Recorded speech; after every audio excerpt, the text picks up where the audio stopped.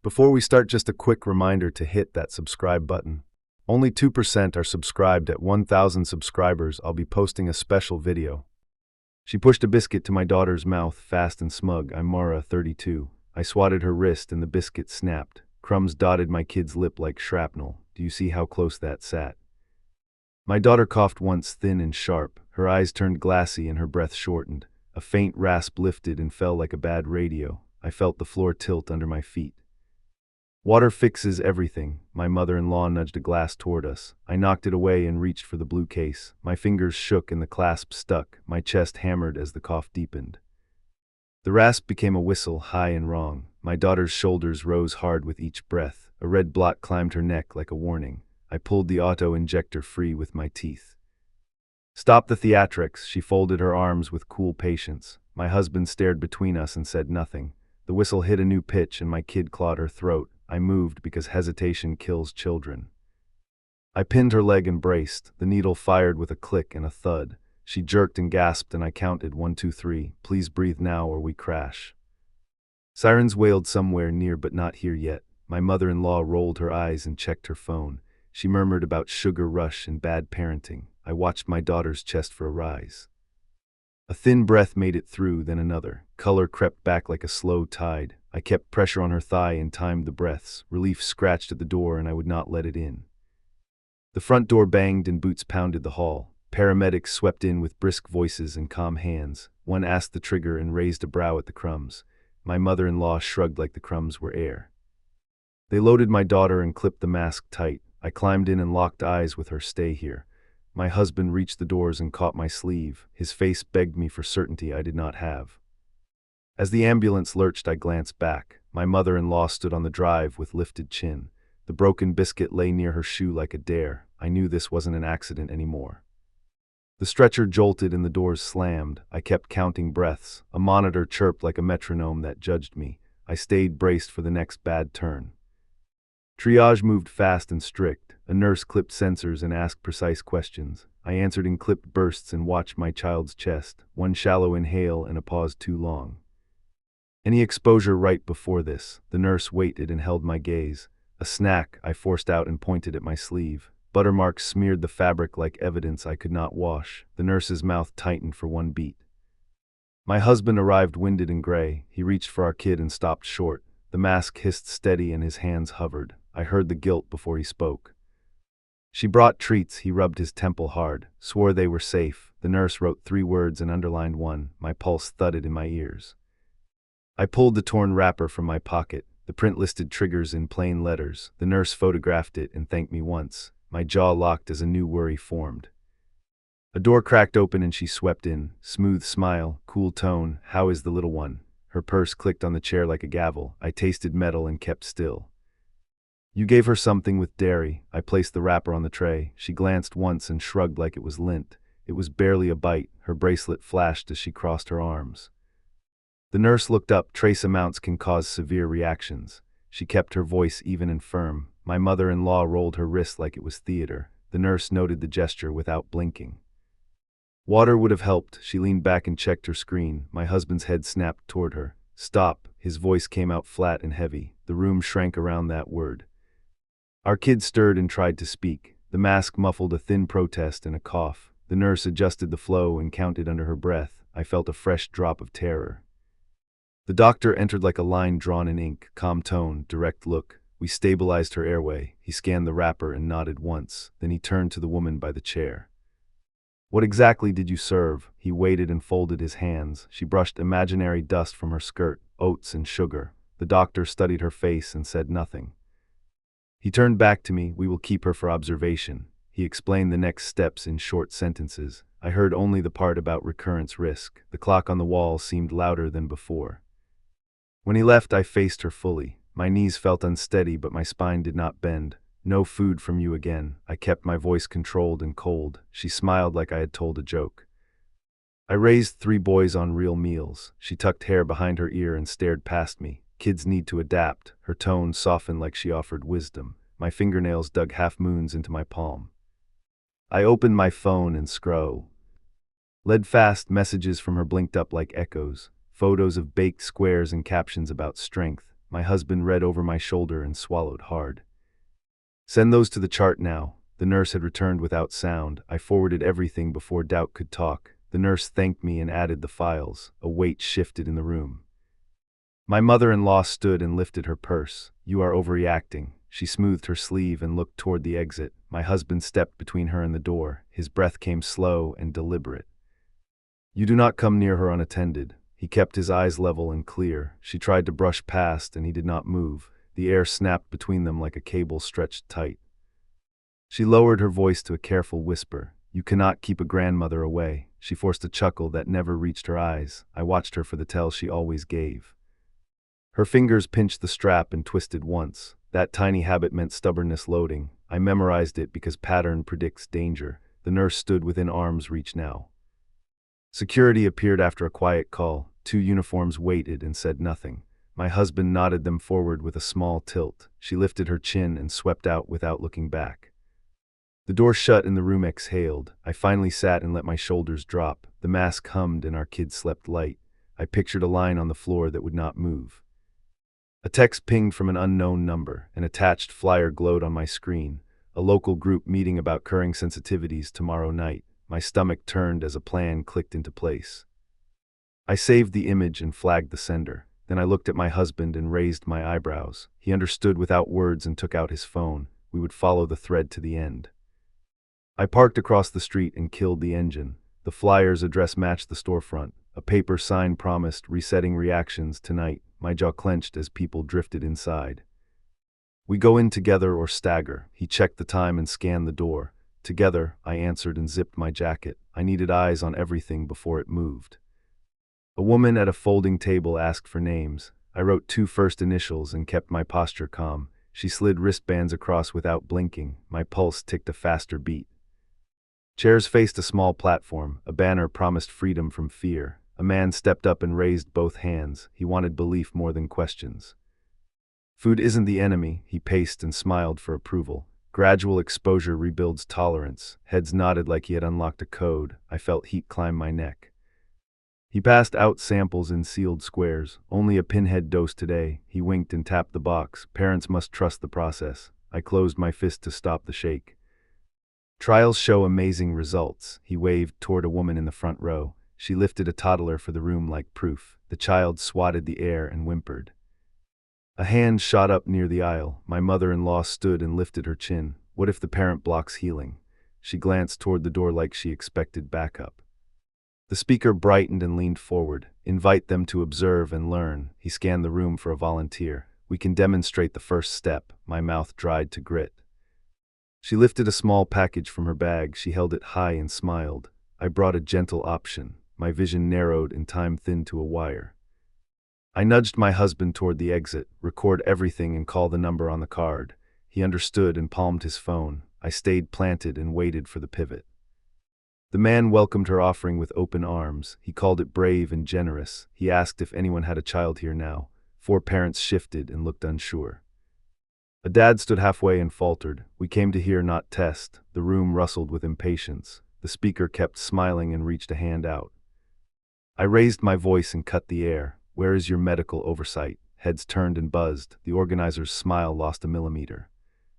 We follow community wisdom. He kept the tone smooth and warm. I stepped closer and held up my wristband. Then you accept liability in writing. The woman at the table froze. We don't need paperwork to help. He tried a laugh that landed flat. I lifted my phone and hit record. My husband's screen light winked from the doorway. My mother-in-law pivoted toward me with a pleasant stare. You always bring drama. She tilted the packet like a toast. I stared only at the ingredients line she had covered with her thumb. Move your hand. My voice stayed even but hard. She kept it there a beat longer. Then she lowered it and the bold print jumped. Gasps popped around us as someone read aloud. The organizer shifted and cleared his throat. We can adjust the starting point. I felt the room inch my way. A staffer tried to collect the samples. I sidestepped and snapped a photo. Another parent grabbed a square and folded it away. The tide finally turned. I'm calling this in. My husband's voice carried from the door. The organizer's shoulders sagged and he nodded to the table. The staffer reached for a power switch. Lights dropped to half and the banner sagged. People started for the exit in tight lines. My mother-in-law stayed fixed beside the platform. She was measuring her next move. She leaned close enough for me to hear. "You turned my family against me." Her breath came clipped and quick. I jerked my head toward the box in her hand. "You almost turned my child into a cautionary post." She flinched at the word. The organizer stepped between us with palms up. A security guard appeared from a back door. A siren wailed outside and tires squealed. The staffer swore and shoved a crate under the stage. I filmed the stash and kept my frame steady. The guard hesitated and looked toward the entrance. Uniforms filed in and asked for the person in charge. The organizer lifted a wrist half-heartedly and tried a soft grin. I offered my recording without commentary. The nearest officer took the phone. My mother-in-law started for the side exit. I slid in front of her and shook my head once. "Give me the packet." She held it tighter and searched my face for a crack.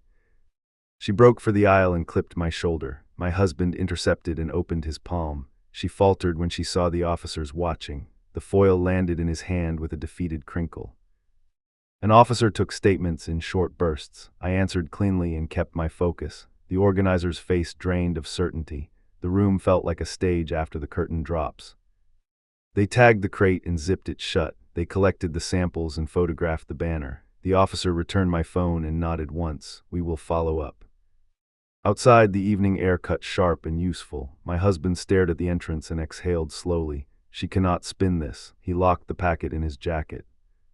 Across the street, her car idled with a stubborn hum. She gripped the wheel and stared through me. I lifted the phone and held up one finger. One warning left. The nurse cleared us for discharge and I signed fast. I packed the injector in the front pocket and tightened the strap. My child stirred and reached for my sleeve. I promised out loud we were not letting this repeat. The elevator opened and my phone buzzed twice. Unknown number again with a short message. "Come outside." I glanced through the glass doors and spotted her leaning on the rail. My stomach braced for another stunt. She lifted a bakery box with a careful smile. "Made these without danger." Her tone tried soothing and landed smug. I edged the stroller behind my leg and blocked her path. "Leave it and walk away." My hand hovered over the zipper. She angled the box toward my kid like a lure. A guard stepped closer and stared at her hands.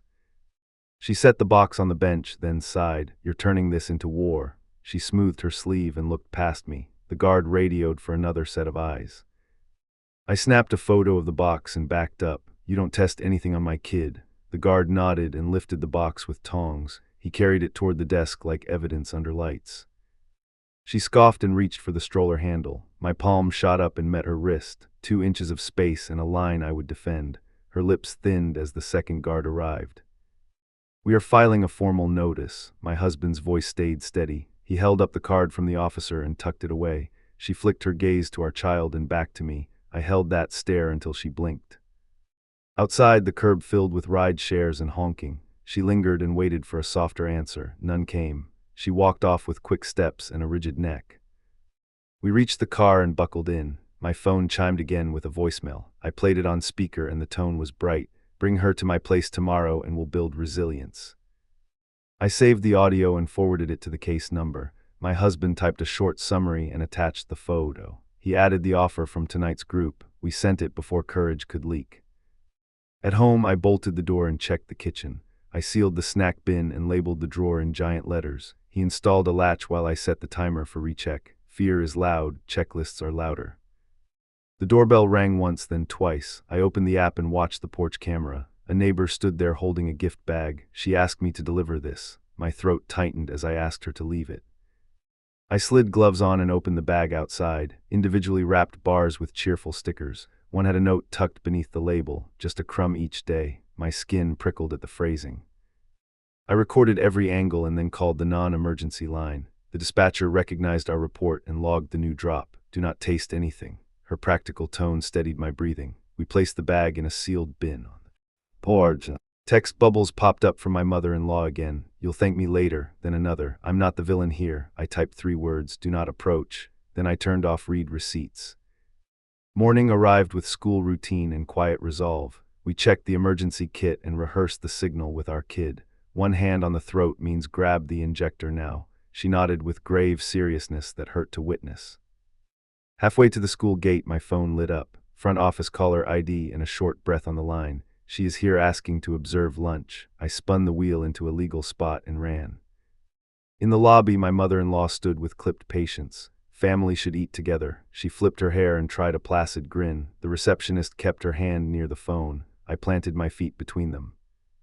Leave campus now. My voice stayed even because rage would waste time. I handed the receptionist the incident number and the voicemail transcript. She dialed and nodded while watching the door. The air held a brittle charge. 2 officers arrived with purposeful steps. They listened to 3 sentences and took my screenshots. One wrote a trespass notice in block letters. The other waited for her signature with an unmoving stare. She signed dramatically and dropped the pen. "You're embarrassing yourselves." Her words bounced and fell flat. The officer handed her a copy and pointed to the exit. She walked out with a stubborn tilt to her chin. The principal joined us and lowered his voice. "We will assign a lunch monitor. He offered an emergency drill with the nurse today." I agreed and shook his hand once. We chose vigilance over pride. On the way home, a new message landed from an unknown email. "There are programs that can fix this." A link glittered like bait with smiling testimonials. I forwarded it to the detective and blocked the sender. In the driveway, another car idled by the curb. My mother-in-law's friend sat inside with tinted windows raised. I lifted my phone and started recording. The car rolled forward and turned the corner without a wave. We stepped inside and locked everything twice. My husband pressed his forehead to the door and exhaled. "Next step is a formal order." I pulled the folder from the counter and opened to the checklist. I called our attorney contact and kept it short. I described the hospital meetup, the school incident, the porch delivery. He told me which form to request and which judge handled these. I wrote the names on a sticky strip and stuck it to my wallet. My kid patted in and lifted both arms. I scooped her up and felt the weight settle. "We keep you safe and keep receipts." She nodded like a tiny soldier who trusted the plan. The stove timer beeped for the recheck I had set. I walked the kitchen and scanned every label again.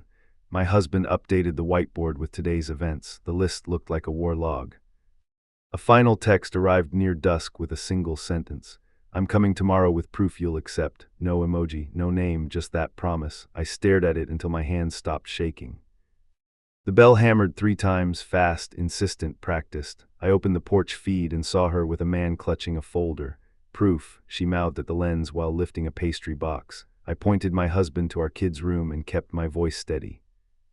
I cracked the door on the chain. "State your purpose and keep your distance." She smiled with tight cheeks and lifted the folder higher. "Certification that she can tolerate small amounts." She leaned in until the chain groaned. "Hold it up." I raised my phone and hit record. The papers looked like screenshots glued together. The man cleared his throat and adjusted a lanyard. My knuckles whitened on the edge of the door. "I'm a nutrition coach with a tolerance protocol." He straightened his jacket and flashed a laminated card. No license number, no clinic, just a logo I recognized from last night's banner. "Consent to be filmed." I kept the lens on his face. He stepped back and lowered his gaze. She slid the pastry box toward the gap with 2 fingers. "These are gentle starts. Put it on the mat and step away." I let the chain rattle once to make the point. She lifted the lid a fraction and pushed sweet air through the gap. My stomach flipped as instinct shouted no. I called the detective on speaker and spoke quickly. "They are here with food and a fake certification." The detective answered with a short directive: "Keep the door locked, document, units en route." I angled the camera to catch both faces. She raised her voice and craned her neck. "Sweetie, Nana brought breakfast." My husband triggered the indoor alarm chirp and shadows moved upstairs. The man flinched and drifted toward the steps like a scout. "Do not address my child." I flattened my tone until it felt like steel. She laughed without humor and tapped the lid twice. "Fear makes you cruel." I watched her hand for the tells I knew too well. She pivoted up. The porch and tried the side gate. The latch held and the camera pinged a motion alert. "You are violating the notice on file." I called through the crack. Sirens bled in from the avenue and the man began to sweat. 2 cruisers slid to the curb and doors swung. An officer asked for identification and the folder. The man handed over the card with shaky fingers. The officer scanned it and lifted an eyebrow.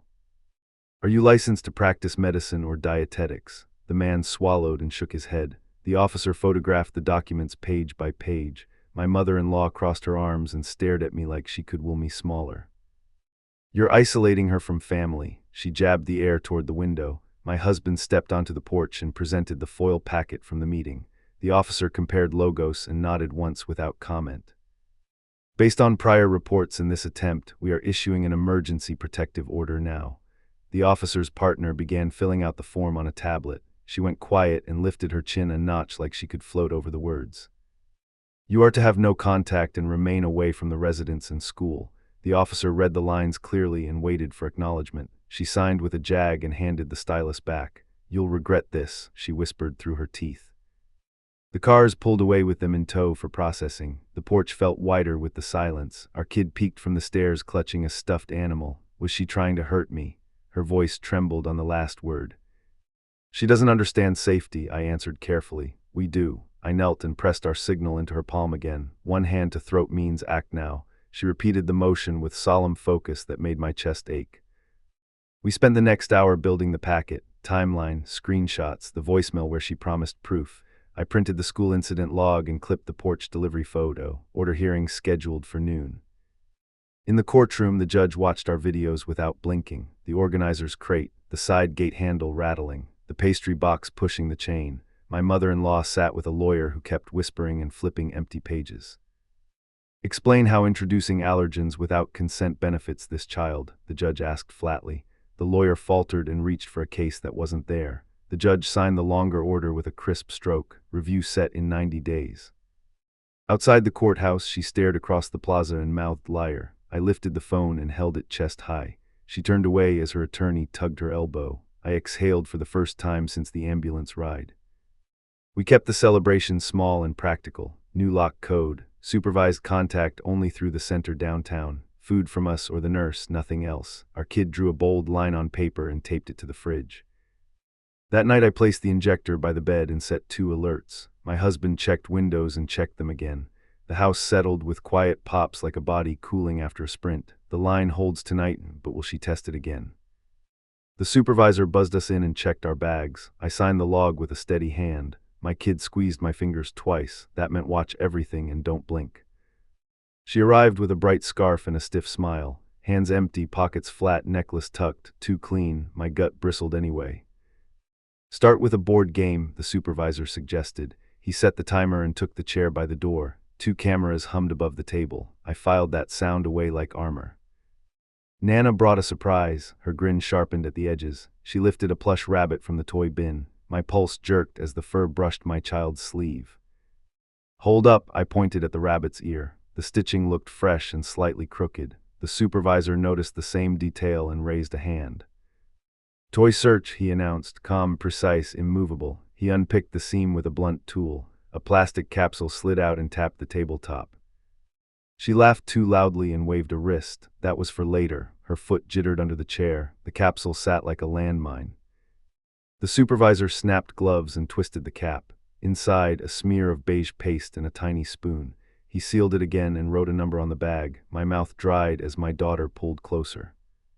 Where did you get this? His tone stayed neutral and firm. She stared at the window instead of his face. It's harmless. Her thumbnail scraped the table in slow arcs. A second staffer entered with a portable test kit. Swab, drop, waiting strip. The line appeared fast and undeniable. The room tightened around that truth. I stood without scraping the chair. Visit ends now. My voice did not rise. The supervisor nodded and reached for the intercom. She reached for the rabbit and found only air. You're poisoning the well. Her eyes glittered with rage she couldn't swallow. I'm teaching resilience. She tried to laugh and choked on it. My husband stepped between them with his shoulders squared. You tried again here. He kept his gaze locked and unflinching. Her hands trembled at the edges and then went still. Security entered and stayed quiet by the wall. The supervisor logged the incident with time stamps. A phone rang down the hall with urgent purpose. She finally sat because gravity won. I crouched to my kid's level and touched her cheek. We're finished for today. She nodded like a veteran who understood orders. I felt something old break and slide away. An officer arrived and collected the bagged capsule. He asked 3 short questions and recorded the answers. She folded into a smaller version of herself. The rabbit stared from the bin like a witness. Your access is suspended pending review, the supervisor confirmed. Paper slid across the table with final weight. She signed with a jagged line that cut the page. The pen clicked like a gavel. In the lobby, she tried one final play. You made me do this. Her voice thinned to a blade. I didn't answer because the truth didn't need help. Outside, rain started in a straight no-nonsense sheet. My child lifted her face and counted drops. She laughed once and it sounded like a door unlocking. I let that sound move through me. We drove to the clinic for a safety check. The nurse ran tests and nodded at the clear results. She updated the plan with 2 crisp bullets. I tucked the copy into my bag like a passport. At home, we reset the rules without apology. No visits, no packages, all exchanges through the center only. My husband changed the lock code and wiped the old one. A message arrived from her number at dusk. "You'll miss me when I am gone." I stared at it and felt nothing but cold focus. I forwarded it to the case officer and deleted the thread. Night settled and the house breathed slow and even. I placed the emergency kit on the dresser and checked the expiration dates. My kid slept with her hand open and unafraid. I kept watch 1 more hour. When I finally lay down, the arc was clear. We had moved from pleading to policy, from chaos to boundaries that bite. If she comes again, the door will not move.